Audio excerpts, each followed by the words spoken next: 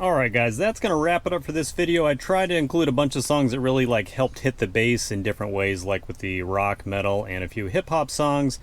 Obviously the distortion getting picked up on the GoPro was horrendous, but trust me when I say it's very crisp, hits hard in person, none of that disgusting distortion.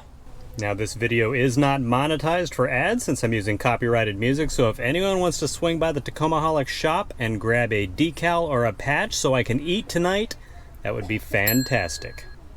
As always, thanks so much for supporting the channel by watching this video. Enjoy the rest of your week, and I'll see you in the next video.